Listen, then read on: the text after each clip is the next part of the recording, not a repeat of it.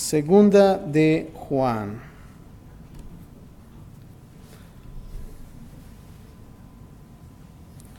Vamos a comenzar un libro pequeño, de solamente un capítulo, y vamos a ver de lo que se trata esta carta de Segunda de Juan. ¿Estamos ahí? Como que se nos pierde ese libro, ¿verdad? Está muy pequeño. Las hojas hasta se pegan, ¿verdad? Pero bueno, ahí estamos. Pero Segunda de Juan es el título Caminando en la Verdad. Y me gusta el título porque creo que es importante que nosotros no solamente seamos estudiantes de la palabra de Dios, ¿verdad? Pero creo que es bueno que nosotros podamos caminar y poder nosotros, como dicen, vivir la palabra de Dios en nuestras vidas. Pero vamos a ver de lo que se trata y vamos a comenzar con la parte número 1 del versículo 1 al 3, que es la salutación, el saludo. Y vamos a comenzar leyendo el versículo del 1 al 2, que es como subtítulo a la señora elegida y a sus hijos. Y dice así el versículo 1: el anciano a la señora elegida y a sus hijos, a quienes yo amo en la verdad, y no solo yo, sino también todos los que han conocido la verdad, a causa de la verdad que permanece en nosotros y estará para siempre con nosotros. Ahora aquí, en los primeros versículos, comenzamos a observar la palabra el anciano. ¿Y de quién se trata? El autor, bueno, es Juan, es una continuación de las cartas.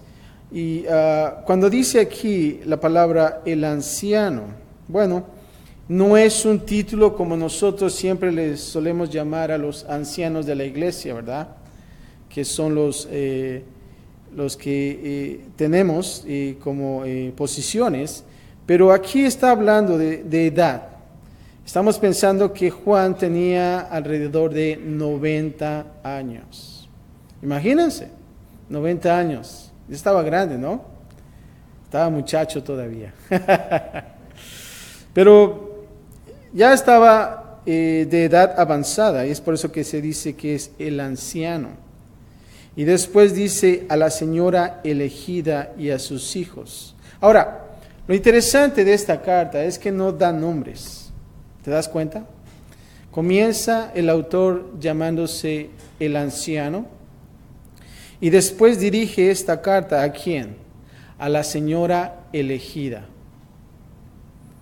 Es como un elogio a veces, ¿verdad? Es a la señora elegida, ¿verdad? Y dice, y a sus hijos. Y luego dice, a quien yo amo en la verdad. Ahora, quizás podríamos cuestionar, ¿realmente fue escrita esta carta por Juan, el apóstol, verdad? Podría ser otra persona.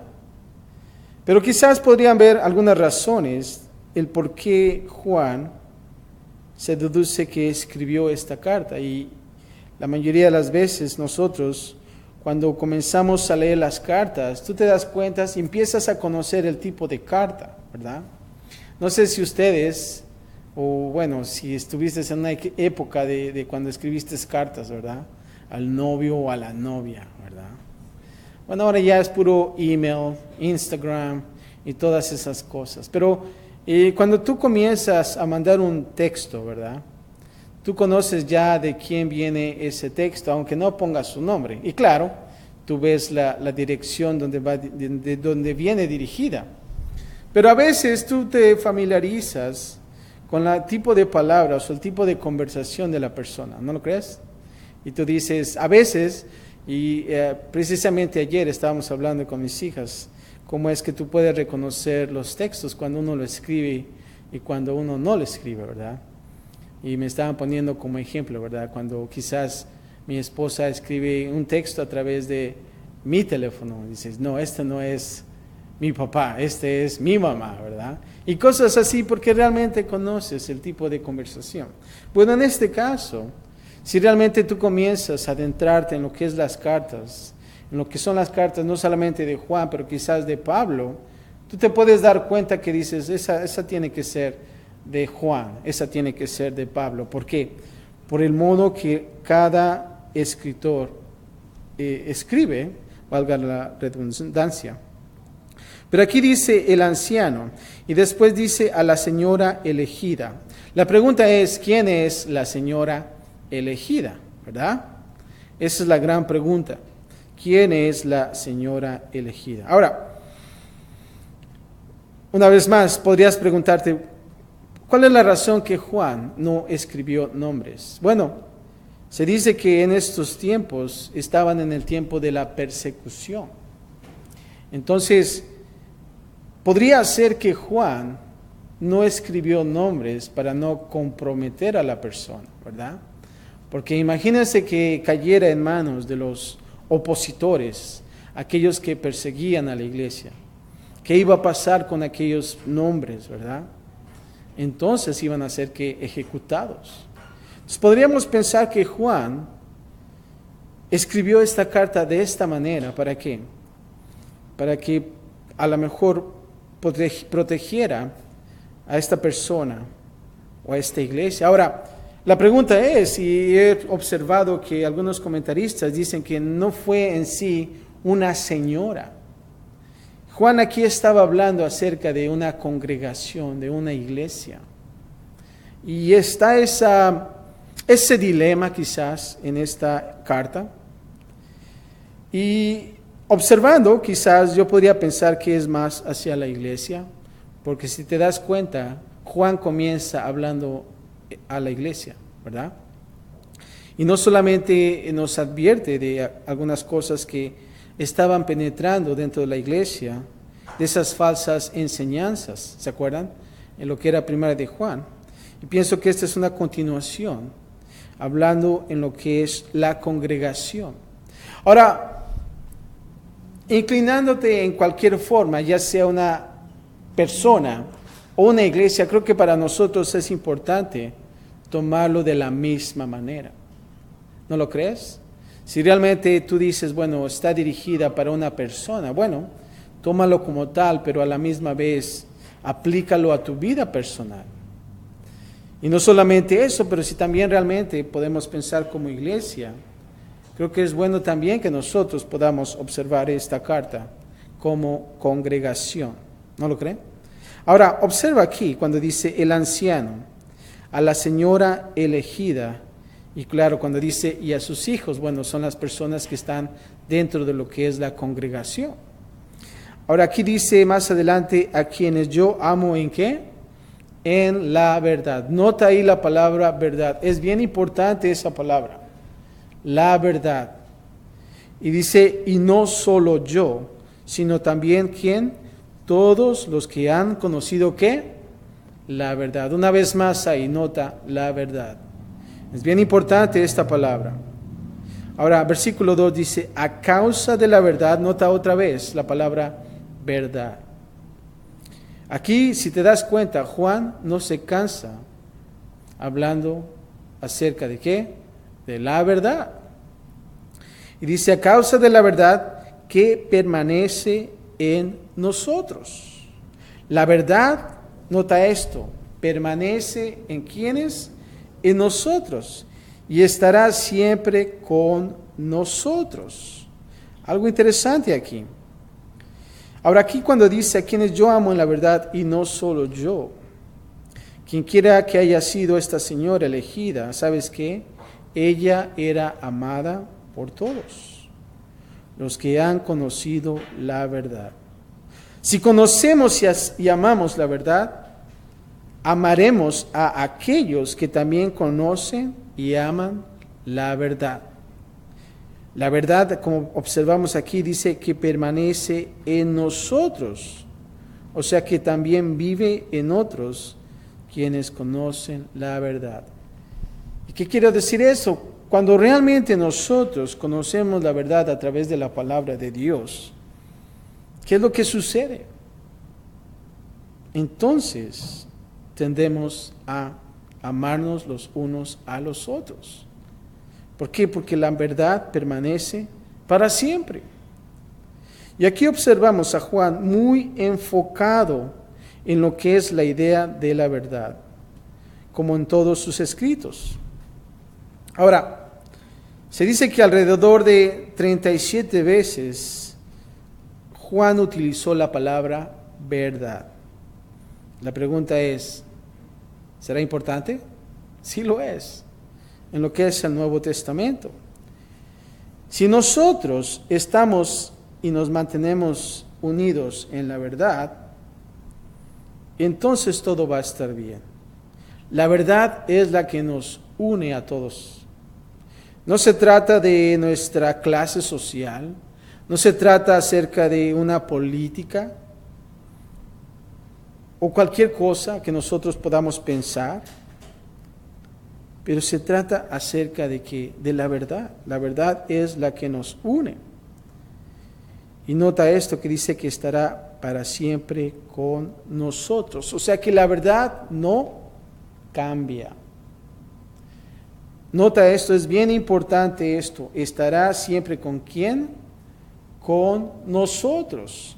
La verdad no cambia. Lamentablemente, a veces cuando vienen esos vientos de doctrinas falsas, o cuando viene una nueva era, una nueva generación, a veces nosotros nos vemos como aquel Poncio Pilato, ¿se acuerdan? Que dijo, ¿qué es la verdad? ¿Se acuerdan? Cuando él dijo a Jesús y se fue. Lamentablemente a veces la generación, a veces nos encontramos en ese estado de Poncio Pilato, de decir, ¿qué es la verdad? Y caminamos a lo contrario. Pero creo que es importante para nosotros como iglesia de permanecer en la verdad. ¿Y qué es en la verdad? Estar en la palabra de Dios. ¿Por qué? Porque la verdad no cambia. Entre más tú estés acercado en la verdad no va a cambiar. La verdad será verdad por siempre. Es bien importante entender eso. Ahora observa el versículo 3.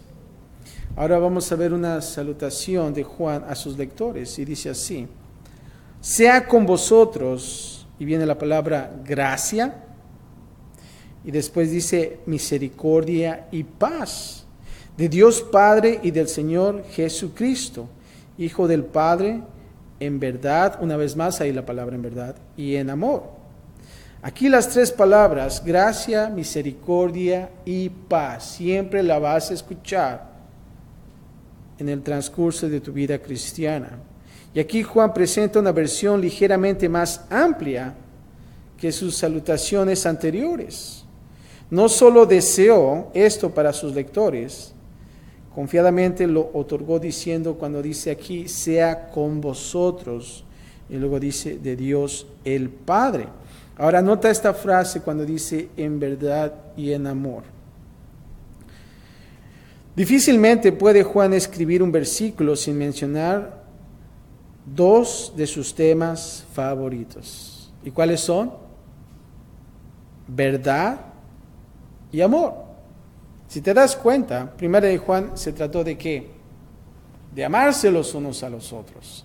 Y cuántas veces Juan dijo acerca y habló acerca del amor. Y ahora también es acerca de la verdad. Ahora, nota esto cuando dice la gracia, misericordia y paz que Dios tiene para nosotros, nos son dadas, ¿saben en qué? En verdad y amor. Fuera de la verdad y amor de Dios, nunca podremos realmente tener, ¿saben qué? Gracia, misericordia y paz. Así es que esos son los resultados. La verdad y el amor. Y entonces vamos a obtener ¿qué? Gracia, misericordia y paz. Ahora observa aquí cuando dice el Hijo del Padre. Aquí el apóstol aún mantiene presente la concepción milagrosa de Cristo. Algo que se acuerdan de los gnósticos totalmente negaban. Una doctrina que es fundamental en la obra de nuestra salvación. Ahora, en la parte número 2, vamos a observar acerca de el gozo de Juan al ver que andan en la verdad. Y eso vamos a comenzar con el versículo 4. El gozo de Juan, saber que andan en la verdad. Y escucha esto. Y dice así, observa el versículo 4,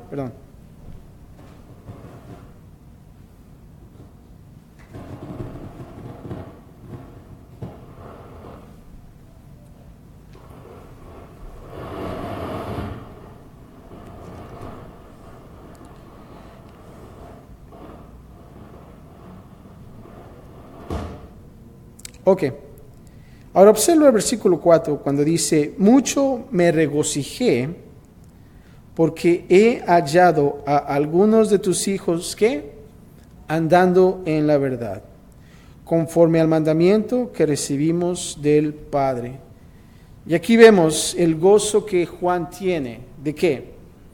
De saber que sus hijos andan en la verdad. Y qué hermoso es, ¿no? Quizás como pastor, quizás como maestro, aún así, como parte de la iglesia, podrías ver quizás algunos de tus hermanos y quizás los dejas ver por qué, 10 años, 5 años, 20 años, ¿verdad? Y de repente comienzas a volver a ver esos hermanos. Y qué hermoso es de que tú puedas ver esos hermanos aún estando que en la verdad, ¿no? Es un gozo. Y creo que vemos aquí a Juan siendo el último de los apóstoles. Ya todos los apóstoles estaban muertos. Juan era el último de los apóstoles. Y fue el último también que murió de muerte natural. ¿Se acuerdan que fue llevado a la isla de Patmos y trataron de matarlo, pero no pudieron? Y es cuando él recibió la revelación de Cristo Jesús. Pero ahora aquí vemos, él ya avanzado de edad, y viendo también que sus hijos están aún así andando en la verdad. Y eso es un gran gozo. Ya cuando dice conforme al mandamiento que recibimos del Padre.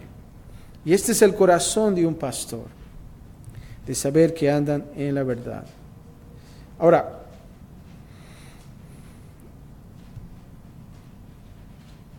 observa aquí, ahora en el versículo 5, vamos a ver el mandato de amarse unos a otros. Y dice el versículo 5, y ahora te ruego, Señora, no como escribiéndote un nuevo mandamiento, sino el que hemos tenido desde el principio, y que dice que nos amemos unos a otros. Bien simple. Aquí Juan está diciendo, no hay algo nuevo que estoy trayendo, es lo mismo. Ahora observa aquí que dice, ahora te ruego, Señora. Aquí Juan está rogándole a esta señora. Y podemos pensar, bueno, a la congregación quizás o a la persona. Pero vemos aquí y observamos la humildad que podemos ver a Juan. Quizás hubiera podido ser, bueno, no te ruego, te mando. ¿Por qué? Porque Juan era que el apóstol, ¿verdad? Pero vemos aquí su humildad y dice, te ruego, Señora, no como escribiéndote un nuevo mandamiento, no es algo nuevo, en pocas palabras. Y le está diciendo, congregación, no es algo nuevo. No es un nuevo mandamiento, sino es el que hemos tenido desde que el principio. Y dice que nos amemos unos a otros. Y lo deja claro. Y aquí observamos la integridad de nuestra vida cristiana. Puede ser medida por el amor que nos tengamos unos a otros. Así como también lo observamos en Juan 13:35 y primera de Juan 4:20 y 21. Ahora tú puedes observar esta frase, este mandamiento, amémonos unos a otros. Y cuando nosotros lo aplicamos a nuestra vida, tú puedes decir, wow, qué difícil a lo mejor es. O podrías decir, bueno, es posible y es fácil. Pero creo que cuando nosotros andamos en la verdad, entonces podemos nosotros obedecer este mandamiento. Versículo 6, ahora vamos a ver, mostrando el amor de Dios.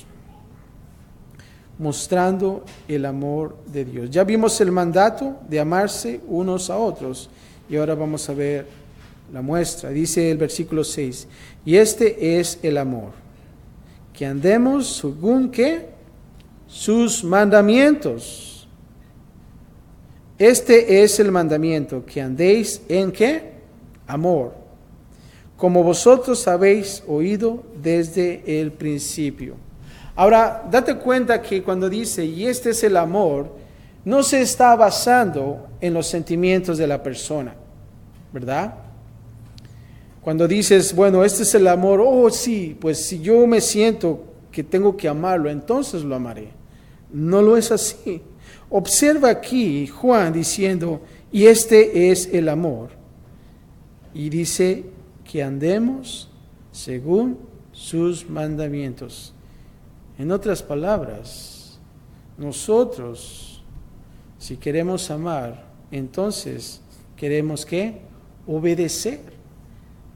Obedecer los mandamientos de Dios. Y también más adelante que dice que andéis en amor, como vosotros habéis oído desde el principio. Y aquí Juan no se cansa de decirlo. Ahora observa el versículo 9, del 7 al 9, perdón. Y ahora vamos a ver una advertencia en contra de la presencia y peligros de los falsos maestros. Date cuenta, primero está hablando Juan acerca de la verdad y del amor. Pero ahora nos quiere advertir. ¿Por qué? Porque en aquellos entonces, y no es algo nuevo como hoy en día, que vienen esos falsos maestros a tu puerta cada sábado en la mañana, sino que en aquellos tiempos, aquellos falsos maestros ya estaban ahí. Y dice el versículo 7, porque muchos engañadores han salido por el mundo, que no confiesan que Jesucristo ha venido en carne. Observa ahí, ¿te das cuenta? ¿Te acuerdas que en 1 de Juan estaba hablando acerca del grupo de los gnósticos? Y él no se cansa, ¿por qué? Porque en ese tiempo estaba azotando muy fuerte ese grupo de gnósticos. Ahora observa aquí, dice, quien esto hace es que es el engañador y el anticristo. Versículo 8, mirad por vosotros mismos para que no perdáis el fruto de vuestro trabajo, sino que recibáis galardón completo. Cualquiera que se extravía y no persevera en la doctrina de Cristo, no tiene a Dios.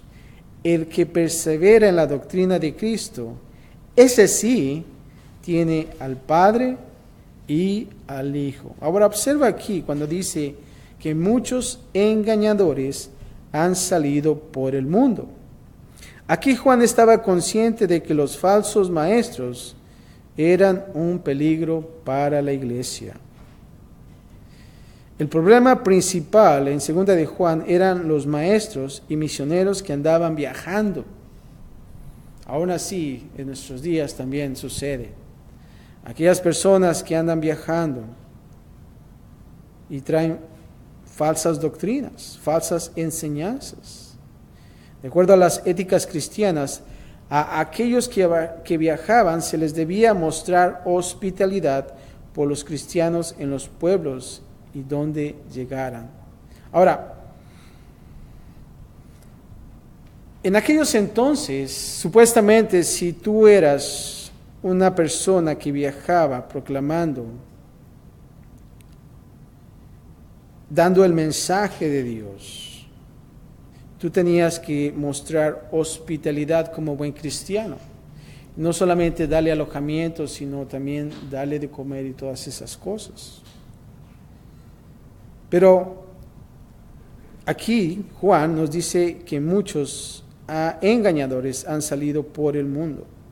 Los está advirtiendo. Ahora fíjate cuando dice es el engañador.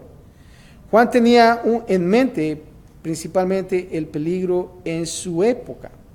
El peligro de que aquellos que pensaban que Jesús, siendo Dios, no podía tener una conexión real con el mundo material.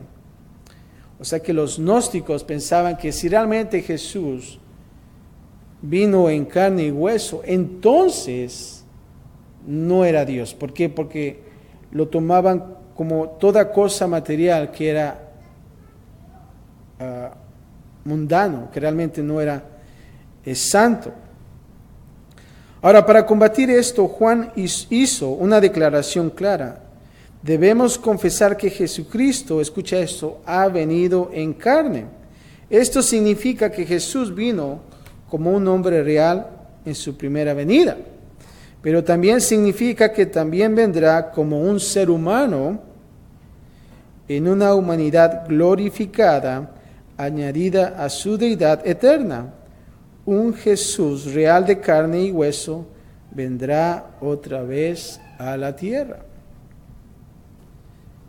Ahora observa aquí que dice que no solamente es el engañador, pero también que es el anticristo. En contra de esta idea falsa de Jesús, Juan insiste que aquellos que no confiesen que Jesucristo ha venido en la carne son engañadores y tienen el espíritu de el anticristo. Y aquí observamos que Juan también nos advirtió acerca de los anticristos en la primera carta, ¿te acuerdan? En primera de Juan capítulo 2 y también en el capítulo 4. De ese anticristo que supuestamente ellos lo tomaban como un sustituto, ¿se acuerdan? Ahora observa aquí la palabra cuando dice cualquiera que se extravía y no persevera en la doctrina de Cristo, que dice que no tiene a Dios. Negar al Jesús de la Biblia es siempre rechazar a ambos. ¿Saben a quién? Al Padre y al Hijo. Y aquí observamos que Juan traza una línea crítica de verdad que al transgredirla se llega a la ¿qué? A la herejía. Y debemos nosotros de tener mucho cuidado. Ahora observa aquí la palabra extravía. Aquí la palabra extravía tiene la idea de ir más allá de los límites. Y a veces te van a decir, oh, es que sabes que tienes que ser, como dicen en inglés, un open-minded, ¿verdad? Tienes que tener una mente abierta, porque ya es una nueva generación. Ya no estamos en los tiempos de aquellos días, ¿verdad? Y comienzan a darte falsas enseñanzas. Y aún así te pueden poner en esa categoría que no eres una persona que tiene una mente abierta, ¿verdad? Pero debemos de tener mucho cuidado y no dejar de no extraviarnos, de ir más allá de los límites. Y cuando dice aquí, mirad por vosotros mismos para que no perdáis el fruto de ¿qué? De vuestro trabajo. Apartarse del verdadero Jesús es ponerse a sí mismo en peligro. Y nota eso, cuando tú ves esas religiones, siempre quieren dividir a Cristo Jesús, quieren desechar a Jesús, ¿verdad?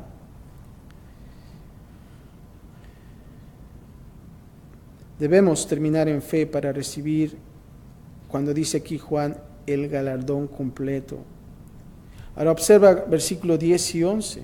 Vamos a ver instrucciones de cómo lidiar con falsos maestros.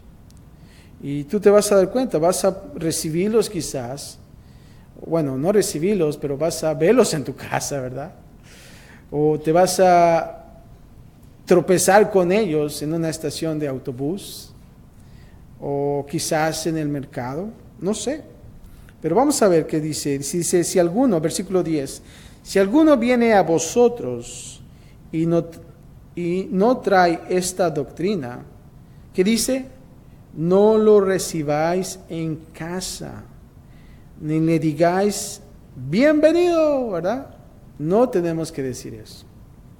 Porque el que le dice bienvenido, ¿qué pasa? Participa en sus malas obras. Así es que creo que debemos de tener mucho cuidado de saber cómo nosotros debemos lidiar con este tipo de personas. Ahora, no es de que vayamos a abrirle la puerta y lo vayamos a mandar al infierno. Vete al infierno porque te vas y cosas así, ¿no? Realmente recuerden, hermanos, que nosotros debemos estar siempre en amor, ¿no? Pero aquí observamos, dice que si alguno viene y no trae esa doctrina, que dice no lo recibáis. Ahora, nos damos cuenta que en aquellos tiempos el cristiano tenía que ser buen hospitalario, ¿verdad? Tenía que darle de comer y no solamente eso, pero darle alojamiento. Y lo que aquí Juan está diciendo es, no. Ten cuidado, ¿verdad? Ten mucho cuidado. Y aún así, cuando dice, porque el que le dice bienvenido participa en sus malas obras. Y creo que es bueno que nosotros simplemente le escuchemos y aún así poder compartir con él, ¿verdad? De saber que están en una falsa doctrina, de que realmente no están en la verdad, ¿no? ¿Cuántos de nosotros hemos recibido aquellos trajeados, verdad? Y yo los recibí y un sábado temprano estaba en mi casa. Pero si te das cuenta, este tipo de personas, en este caso que son los testigos de Jehová, ¿verdad? Les gusta hablar, pero no les gusta escuchar. Si te das cuenta, cuando tú quieres compartir, como que se encierran en esa pared, no quieren, porque ellos realmente han escuchado, han aprendido técnicas de cómo hablar con la gente. Y cuando tú les das textos, versículos de la palabra de Dios, y si realmente ellos no tienen la habilidad de contestar, cambian sus temas y tratan de llevarte a otra dirección. Y todo esto es simplemente una enseñanza falsa. ¿Por qué? Porque ellos están simplemente, lo que están haciendo es entrenándolos para saber cómo hablar con la gente. Y si te das cuenta, la mayoría de sus estudios están escritos sobre unas revistas, ¿no? Y tantas cosas. Aún así, una vez me mostraron un video, ¿no? de que realmente cómo es que esta secta, ¿no? se estaba haciendo y cómo es de que sacan los escritos y tantas cosas, ¿no? Y tuve un tiempo con ellos hablando acerca de estas cosas, pero la única razón que yo les permití que pudiéramos hablar es que pudiéramos estar los dos compartiendo. Y una vez les dije, ¿sabes qué? Si realmente quieres hablar, entendamos y razonemos juntos. Pero es de que yo escucho y tú escuchas, ¿verdad? Y realmente ver qué es la verdad. Y algunas ocasiones nos dejábamos tareas, ¿verdad? Hasta la fecha ya no han llegado a la casa. Pero bueno. Pero aún así cuando dice, porque le dice bienvenido, participa en sus malas obras. Y a veces ellos tratan de vender sus revistas, ¿verdad? Para que ellos apoyen sus cosas. Y creo que cuando dice aquí bienvenido, se trata de que realmente no aportemos a esas cosas. ¿Por qué? Porque realmente no son de Dios, son falsas enseñanzas. Y por lo que dice el versículo 1, ese es el modo de entender este versículo. No debemos de participar en esas cosas. Ahora, Por último, vamos a ver en la tercera parte una conclusión. Y aquí vamos a ver en el versículo 12, Juan anticipa una visita futura. Dice, tengo muchas cosas que escribiros, pero no he querido hacerlo por medio de papel y tinta. No es de que se le está acabando el cuaderno, ¿ah? Pero dice, pues espero ir a vosotros y hablar, ¿qué? Cara a cara, para que vuestro gozo, ¿qué? Sea cumplido. Y aquí vemos a Juan, ese amor, y dice, tengo tantas cosas que decirte, pero me gustaría platicarte mejor cara a cara. Y aquí vemos realmente el amor de Juan con esta congregación, de poder verlos una vez más. Y ahora por último, el versículo 13, vemos las palabras finales. Dice, los hijos de tu hermana. Ahora te das cuenta también que está hablando ahora de quizás otra congregación. Y dice, la elegida, y que dice, te saludan. Y viene la palabra, amén, que así sea.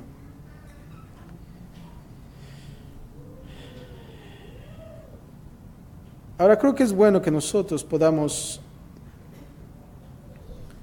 simplemente estar y mantenernos en la verdad. Y cuando nosotros estamos en la verdad, entonces el amor de Dios va a estar ahí. Y no solamente eso, pero el resultado va a ser ¿qué? Gracia, misericordia, paz.